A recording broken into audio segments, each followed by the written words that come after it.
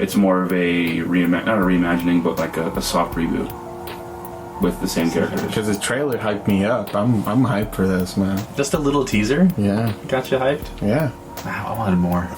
The Birds of Prey one? That's what the fucking they put the tip in the vagina. That's like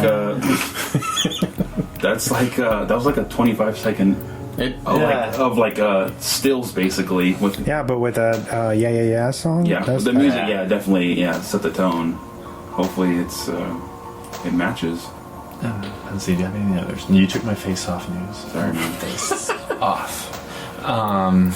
You guys didn't see me, but I pulled my face off right now like they do in the movie. It's amazing. Like an idiot peach for hours. I got attacked for dogging on Con Air the other morning. Ooh. Con Air is like the best. Yeah, everyone was like sending me messages. What the fuck? This is blasphemous, man. Like, what? Con Air's awesome. I like Con Air. And I'm just like, Con okay. Air's all right. All right, sorry. Fuck me. I didn't know there was this huge following. It's like that. And what's the trucker one with Kurt Russell? The Black Dog or something? Yeah. Two biggest white trash movies of all time. That's true, yeah. But I love Con Air. It's fun to watch, but not as fun as The Rock. I like The Rock. I know, I love The Rock. But, it has James Bond in it. I'll watch anything. Did you ever read about how that's supposedly supposed to be some type of like tie-in with James Bond? Because they say they give Sean Connery's backstory when they're talking about it, and he's like some ex spy from the Brits in the U.S. caught him. And I was like, oh shit, it's James Bond. It's back before Michael Bay became Michael Bay. Yeah. Uh-oh. When they had a budget, they need to stick to it. More explosions. Yeah. Helicopters, more. Let's do the low pan from the legs. Everyone look around. Next. I have no news. Michael Bay. Oh, is it just me? Yeah. All right. My news is pretty fast. Just 2 pieces. Starting off with some new stuff about Kurt Cobain. Recently in Seattle, the owner of the famous record shop, Easy Street Records, found some personal belongings hidden away within a Nirvana tour itineraries book. While shifting around the shop's basement, the owner decided to thumb through the book when out came a royalties check made out to Cobain for about, I think, $25, along with a medical bill, backstage pass, and a rent money order receipt. Yeah, it all belonged to Kurt, which that's amazing to find. That's cool. That's collector's items right there. That needs to be put in a museum immediately. Yeah, before Courtney gets her hands on it. Yeah. Right. That's mine. Need to sell it for a White Claw. We apologize for that, Kurt. No, I actually saw Hole live. She opened, Courtney opened for, or not Hole, the Courtney Love Band or whatever. Yeah. She opened for Lana a few years ago, and she was really good. Still a really good live performer. Music's great. Not saying that she's not crazy. Yeah. No. And maybe murdered him. But whatever. Dang, Kurt Cobain's daughter called out Lana Del Rey. Yeah, because Lana said something that she wished that she was dead, referencing Kurt, and of course her daughter thought that was offensive because it kind of is. Frances Bean, right? Yeah. I believe is her name. But anyway, moving on. Some Mac Miller news. Okay. An update on his untimely death. So 23-year-old Cameron James Patet was recently arrested for selling counterfeit oxycodone pills to the recently departed musician Mac Miller 2 days before his death. It is being said the pills contain fentanyl, which is a deadly drug. The autopsy report indicates that it was a fatal mix of that drug with alcohol and cocaine. So this kid is facing up to 20 years in prison for basically saying, here's your oxycodone pills and cocaine, when he knew that they were counterfeit, but he still sold them as a certain drug. And so Mac, within those 2 days, he snorted that fentanyl, and it fucking killed him, which is pretty sad. Yeah. And yeah, I guess was it Ariana Grande was his ex? Yeah. She obviously is pushing for him to be convicted, and the dad came out talking about that as well. Are you guys fans of Mac, or were fans? I don't love him. I mean, didn't he get caught like a year after his death, right? Like this guy? You're saying like how long has it been? Yeah, it's been a year, right? I think it was 2018. Yeah. Yeah. Because his album's been out for about a year, I think. It was right after he dropped Swimming. So are we just supposed to trust drug dealers then? Moral of the story. Moral of the story. You gotta test out your drugs. Like, So fentanyl is like an epidemic, right? But more and more of these drug dealers are doing this, where they're saying, "Hey, here's this substance, but it's really fentanyl," or it's laced with fentanyl. Yeah. So there's no way you can know until you Try it. you take it. But see, the thing is, right. fentanyl is it's more, I guess it's like worse than heroin.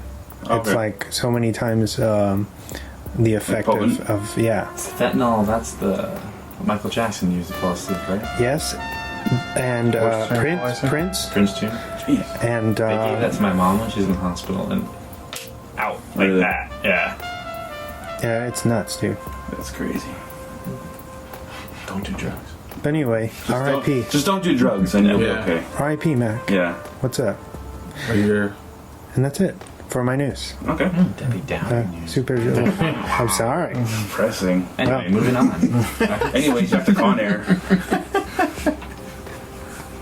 And Michael Bay. How much Michael Bay could make Con Air better? Let's need a reboot of Con Air with Michael Bay.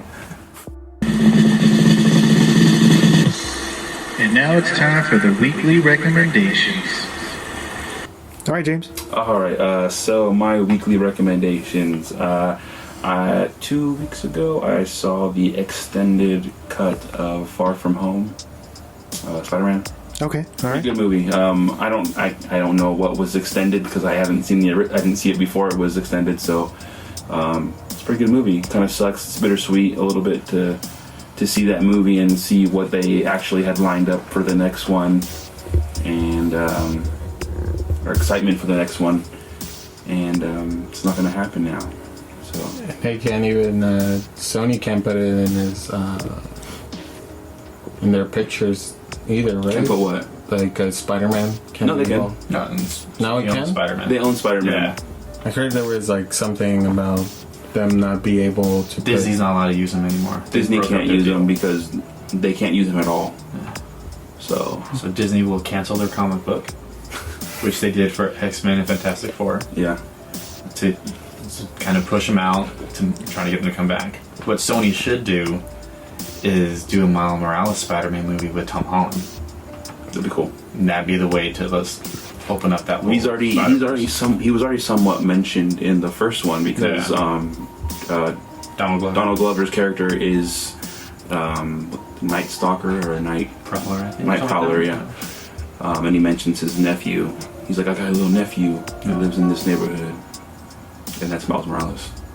I think that's be Sony's best bet. Introduce that character. You'll make your $1 billion again without Disney. There's still hope. I mean, Tom Holland already said that he's still gonna be Spider-Man until they don't want him anymore. So Until next year. right. I have no hope for this. Yeah. So that's just my my one rec. Just one. Very nice. Yeah. Oh, I saw Scary Stories to Tell in the Dark too. Really good. And you don't want to wreck that? I mean, you already wrecked it. I'll wreck it again. That's Okay. fine. Yeah, it was a good one. Took Jordan to go see it. He fucking loved that movie. Give us some thoughts, man. That was good. I thought it was really good. I agree with what you said. You could tell how kind of watered down it was to make it PG-13. Yeah. Did they go through? Did they cut a lot of stuff, or did they shoot intentionally for? I know there is some stuff that was cut out. Okay. That they did shoot some like kind of like gorier stuff. Yeah. So I don't know if they intend to use that, but I mean, there was. that'd be cool if they did a like an unrated cut or director's cut. Why? Yeah, I mean, why not? I don't know. If they have it. but if they have the stuff. Did you guys hear that Guillermo said the only way I'm gonna do well? Should I don't know. Yeah, I guess not to. no. I was gonna say He's like, Wes, don't tell him. I don't know. I just don't want to kill the ending, but this isn't going to kill anything. But he said, I'm only going to sign on to do the project if when the kids that actually die in the film really die and they do not they don't come back. Ooh, okay. So I really respected that. I thought that was cool because it's kind of a cardinal sin that a lot of the kids' movies do. Yeah. Where it's like there's no fatality there. You know what I mean? And so it was refreshing to have that happen. So sorry. It's been out for a while. Whatever. What are you going to do? I can guarantee you they're going to do a sequel without him because, not to spoil anything, the way they set it up for the sequel. I think they should do a sequel, a completely another sort of story, and stray away from everything that happened and just focus completely. You know what I mean? That's the best way to do it, to keep him on, especially with his vision. That'd be cool. So those two. Very nice. Yes. Who wants to go next? I guess I'll go next. I finally watched Detective Pikachu this weekend. Oh, wow, okay. I still haven't seen that yet. I thought for what it was, I thought it was good, man. And also, It Chapter 2. Went to go see it this weekend, and That was one of mine. Sorry about that. It's okay. But I thought it was really good, really well paced. It doesn't feel like 3 hours long. Almost 3 hours long. Was it almost 3 hours long? It's 2 hours and 51 minutes. Yeah. Okay. So I thought it was well paced. It never had a dull moment. So go check it out, man. Go support this movie. It's a really good horror movie, which I'm not fucking into all that much. But maybe you're gonna have to retire until we're out of the fall because that's all we're doing. But yeah, I'm not I'm out. I'm currently on assignment On hiatus. But I thought it was really good. It was really well paced, really well done. I won't spoil a lot of stuff, but yeah, that's it. Yeah, I heard it was. I haven't seen it, but from what I heard was overly too long. From what I read of people talking about, they're just it's too long. The stories. Can I go? Yeah, go ahead. Since that was one of my recs, I'll just follow him. The movie. Well, I already talked to you about it a little bit. I thought it was perfect. It ends like how you would want it to. Pitch perfect performances from all the Losers Club, the adult Losers Club, and the young kids too. They did a lot of. They used a bunch of scenes, or they went back and shot with the young club, right, and intermixed it with stuff that we've already seen. So you're essentially seeing two stories kind of going together, you know what I mean, in the timeline. Like a back and forth thing. It was really good. It's really good. The pacing is great. It doesn't feel like 3 hours, even though it is a long movie. But going into a movie like this, like an epic, you know what I mean, and you don't get a horror movie epic too much, you know what I mean, like every decade or something. And this, I feel like it really does live up to the hype.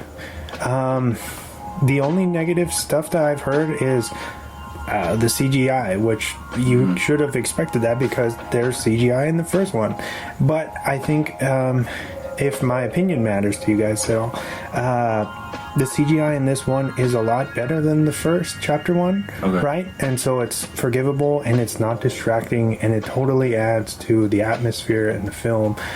Pennywise is fucking brilliant as always.